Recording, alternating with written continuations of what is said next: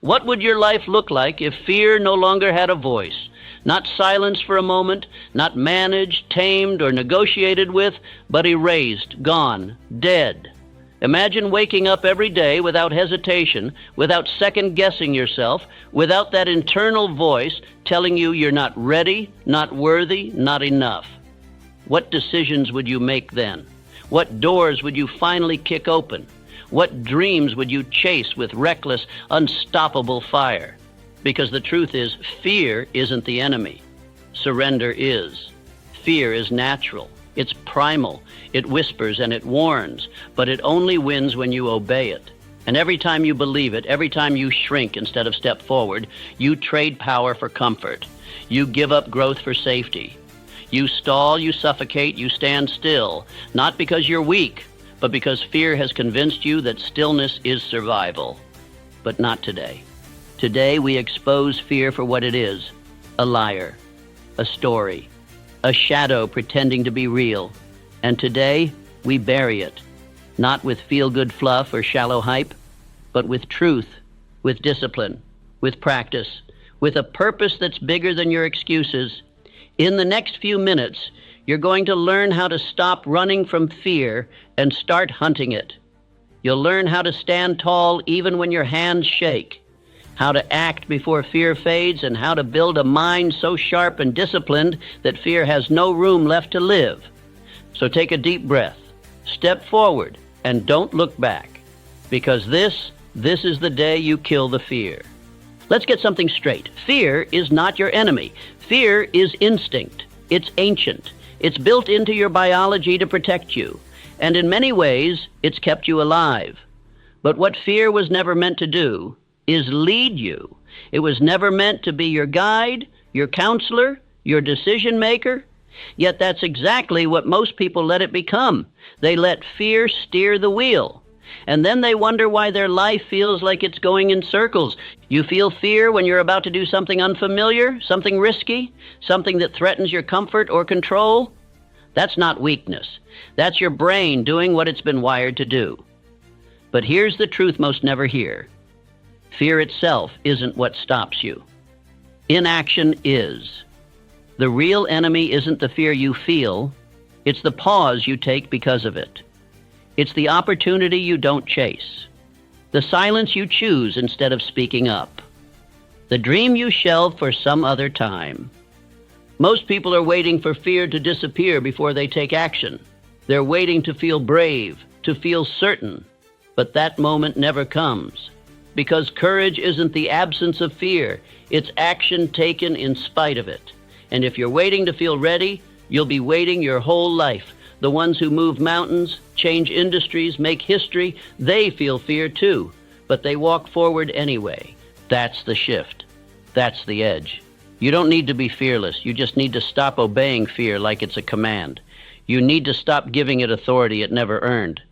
Fear can sit in the passenger seat, sure, but it doesn't touch the wheel, not anymore. And here's where it gets powerful. The more you move through fear, the smaller it becomes. Every time you act when you're afraid, you teach your brain that fear doesn't mean stop. It means this matters. It means step up. It means you're getting close to something important. Repetition rewires reality. And the more you face fear head on, the less control it has over you. You become something fear can't live inside, because you've trained your mind to act before fear can settle in. So the next time fear rises in your chest, remember this: you don't need less fear. You need more movement. Don't analyze. Don't overthink. Don't negotiate. Just move, because fear hates momentum. And the moment you act, the fear begins to die. Fear is a master storyteller. It crafts lies so believable, so emotionally convincing that they feel like truth. But here's the brutal fact. Fear is a liar. And the most dangerous lies it tells are about you. It whispers that you're not ready, that you're not smart enough, talented enough, worthy enough, that if you try, you'll fail, that if you speak, they'll laugh, that if you chase that dream, you'll crash and burn. And because fear wears the voice of your own mind, you believe it. You accept it as reality, never realizing that it's just a story you've repeated so many times it became familiar. Not true, just familiar. Fear thrives in imagination. It takes a moment of uncertainty and builds a movie around it. You don't just worry about a difficult conversation. You see it go horribly wrong. You don't just hesitate to try something new. You see yourself failing publicly and permanently. You don't just fear rejection. You imagine humiliation, abandonment, and proof that you never had what it takes in the first place. And that's how fear wins, not with truth, but with repetition.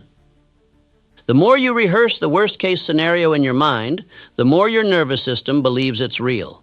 And when your brain believes the threat is real, it floods your body with signals to retreat. Heart racing, breath shallow, muscles tense. Suddenly, you're not living in the present. You're imprisoned in a future that hasn't even happened. And in that state, even the smallest step forward feels impossible. But here's the breakthrough. If fear is built by repetition, so is confidence. If fear is a story, you can tell a better one.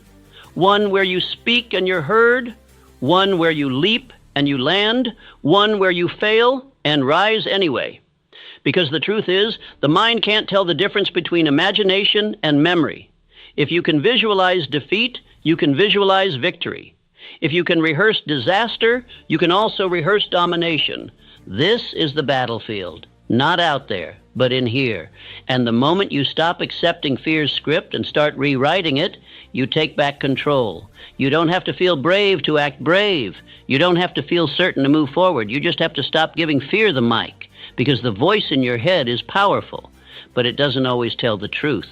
And the biggest lie it tells is that fear is your limit. It's not. It's your signal. It's the flag that says you're standing at the edge of your growth. And what happens next? That's up to you.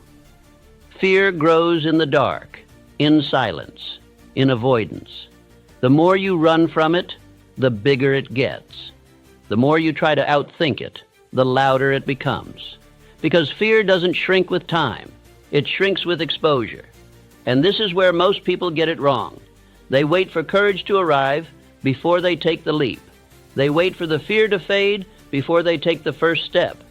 But courage doesn't come before action. It comes because of action. Imagine standing at the edge of a freezing pool.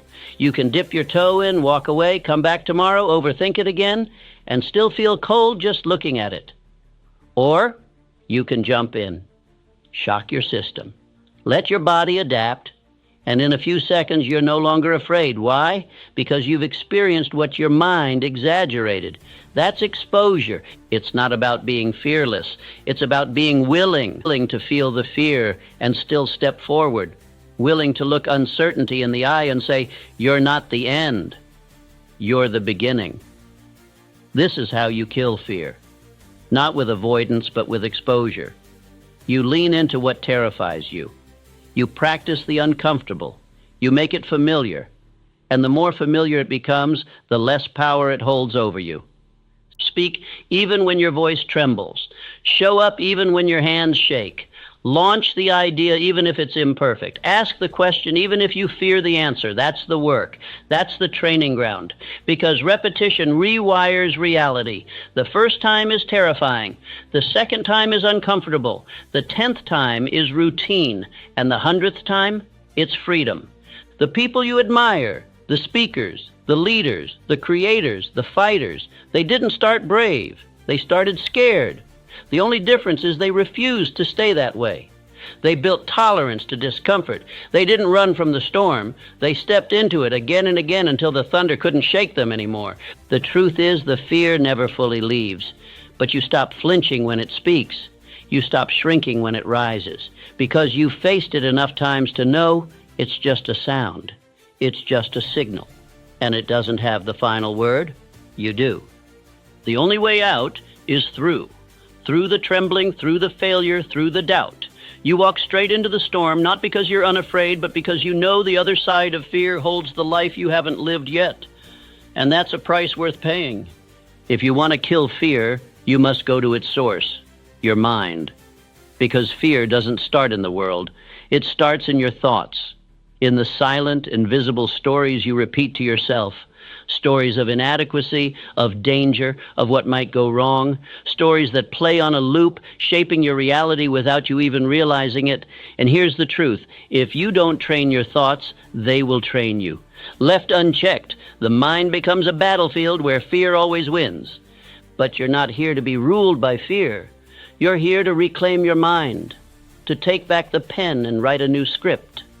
And it begins with this simple but powerful realization. You are not your thoughts. You are the observer of your thoughts. You are the architect, the programmer, the one who chooses what gets to stay. So when fear whispers, you're not ready, you don't just accept it. You question it. You respond, says who? When it says you'll fail, you reply, maybe. But I'll learn. You flip the script. You disrupt the pattern. Because every thought is a seed, and what you water grows. If you water fear, you'll harvest hesitation. But if you water courage, if you flood your mind with powerful, intentional, disciplined thoughts, then boldness becomes your default. This isn't about blind positivity. It's about intentional mental conditioning. The same way athletes train their bodies, warriors train their reflexes, and musicians train their fingers. You must train your mind with affirmations that declare your worth, with visualization that locks your eyes on the outcome, with repetition that makes greatness feel familiar. Tell yourself what you want to believe until it becomes who you are. Speak it, feel it, act on it every day. I am calm under pressure. I face fear and move anyway. I don't shrink, I expand. These aren't just words, they're commands, and your subconscious is always listening. And don't just think these thoughts, live them. Let your actions reflect your new identity. Your mind learns by watching you. So when you do something bold, when you move despite the nerves, when you speak up despite the shaking hands, your brain registers, we do hard things now. That's how identity changes. That's how fear loses control. You're not weak for having fear, but you stay weak if you let it lead. Discipline your inner world, and the outer world will bend to meet it. Guard your thoughts like a vault. Interrupt the lies. Install the truth. And remember that you always have a choice. Fear may visit, but it doesn't get to stay unless you open the door. Train your mind, or be trained by fear. The choice is always yours.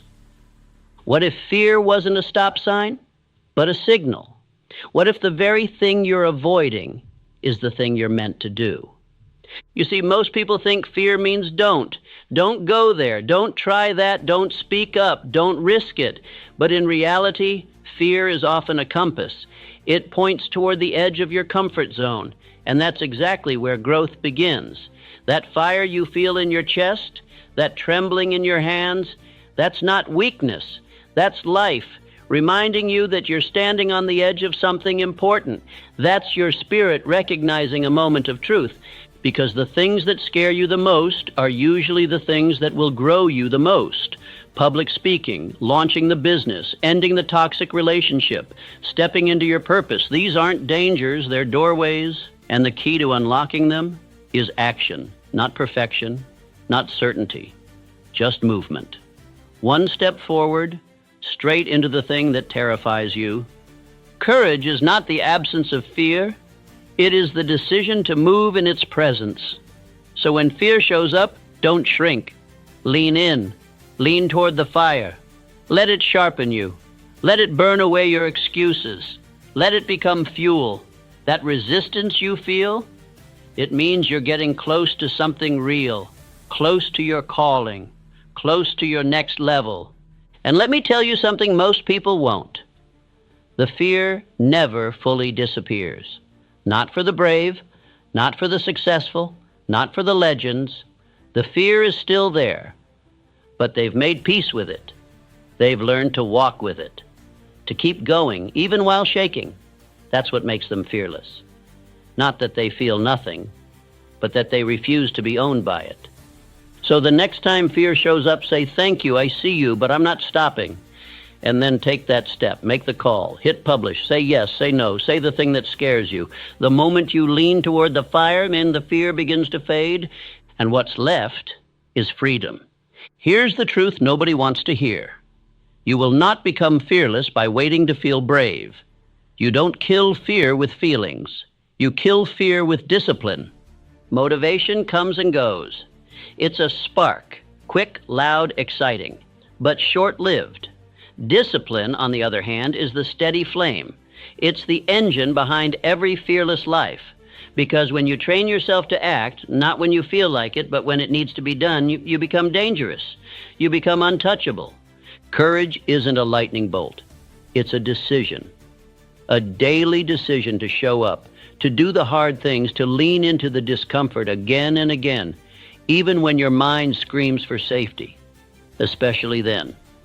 This is what the greats understand. They don't wait for confidence. They act, and confidence catches up. They don't wait for the fear to vanish. They do the thing anyway, and fear learns it has no place there. Discipline silences fear because it removes the negotiation. There's no debate, no should I or shouldn't I. It's already been decided. The alarm rings, you rise, the task is hard, you do it anyway. The voice of doubt whispers, you walk forward in spite of it. That's discipline, and that's how the fearless are made. You see, the more you act in the presence of fear, the more you rewire your mind. You condition it to understand fear is not danger, it's data. And data doesn't control you, it informs you. So ask yourself, are you living by feeling or are you living by principle? If fear is still calling the shots, then it's time to shift. Build rituals that strengthen your mind. Surround yourself with reminders of your vision. Keep your commitments to yourself. One small act of courage every single day, and you'll wake up one day wondering why you ever let fear run the show. Discipline makes you consistent, and consistency makes you inevitable. Picture this. You're lying on your deathbed moments from the end. Around you are not just memories, but the ghosts of every dream you didn't pursue, every risk you never took, every version of you that could have existed. And they look at you with one question. Why did you let fear decide for you? You see, fear doesn't just steal your moments. It steals your legacy. It convinces you to shrink, to play safe, to sit down when you were built to stand tall. But what if you knew the cost? What if you could see the future that fear is quietly robbing you of? Because that's the thing. Most people don't realize they're choosing fear. They think they're choosing comfort, safety, familiarity. But what they're really doing is burying their greatness under excuses. They're trading impact for ease, legacy for security. Let me be clear. No one remembers the man who stayed silent. No one builds statues for the woman who avoided failure. The world is moved by those who were scared and moved anyway, by those who stood up, spoke out, and stepped forward in spite of the trembling in their voice or the knot in their stomach. Fear will always offer you comfort, but legacy demands discomfort. It demands pain, sacrifice, risk. It demands that you decide what matters more, the opinions of others or the opinion you'll have of yourself when your time is up. So ask yourself right now, what will your life say when you're gone? Will it whisper of missed chances and silent regrets? Or will it roar with the sound of someone who chose purpose over paralysis, action over avoidance, courage over comfort? You don't need to know every step. You just need to refuse to let fear have the final word, because your legacy is being written either way, and only one version ends with you free. If fear is a liar, then your routine is the truth teller, because it's not just mindset that slays fear, it's movement. It's not about one big heroic act. It's about the habits that turn courage into your natural state. The fearless aren't born brave. They're forged by discipline. And every day they perform small rituals that suffocate fear before it has a chance to speak. Start here. Each morning, do something uncomfortable. Not huge, not reckless, just something that makes your heart beat a little faster. Cold shower, honest conversation, a hard phone call. Why? Because the nervous system must be trained. And when you teach your body to survive discomfort, fear begins to lose its grip. Second, move. Physically move. Whether it's lifting, running, walking, motion kills stagnation. And stagnation is fear's playground. When you move your body, your brain follows. Confidence builds, clarity returns, energy rises, and fear has no room in a body that's in motion. Third, speak power into your mind. Affirmation isn't corny, it's war. The thoughts you rehearse become the beliefs you carry. Every morning, stand tall and say, I am not afraid. I am not here to shrink. I am here to lead. Say it until you believe it. Then act in a way that makes it true. Fourth, win the first battle. Make your bed. Show up on time. Finish the task you don't want to, because when you start your day with a win, fear loses a piece of its power. And when you stack those wins, you build momentum. And momentum is what makes the impossible feel inevitable. Lastly, reflect. Each night, ask yourself, where did fear whisper today, and where did I push back? This is how you refine. This is how you get sharper. You become unshakable, not by avoiding fear, but by facing it again and again, and until it breaks before you do. The fearless life is not an accident. It is crafted with intention, with repetition, with ruthless self-respect. If you want to kill fear, don't wait to feel brave. Train it, build it, practice it, one bold action at a time. Today, we don't just talk about fear, we lay it to rest. Because the truth is, fear dies when you stop feeding it, when you stop bowing to it, when you realize it has no real authority, only the power you've given it. And from this moment on, you take that power back. No more waiting, no more hesitation, no more shrinking to fit the comfort of others or the lies of your past. You were not born to live small. You were not designed to tiptoe through life, avoiding danger. You were built to walk through fire and come out forged. So this is the moment. Not tomorrow, not when you feel ready. Now you bury the fear. You silence the doubt. You take the first step, and then another, until you no longer remember what it felt like to be ruled by hesitation. And when fear shows its face again, as it always will, you will smile. Because now you know its game. You've studied it, outlasted it. You've trained your mind and body to walk forward anyway. Fear doesn't get a vote in your future anymore. Only your vision does, only your mission does. So stand up, straighten your spine, and look fear in the face one last time. Say thank you for the lessons, for the growth, for the clarity. And then say goodbye, because you're done letting fear decide who you get to be. This is your time now. You are fearless because you chose to be. But this is only the beginning. In the next chapter, we will go deeper into how to build unshakable confidence, not in theory, but in daily action. You've slain the fear. Now it's time to build the warrior.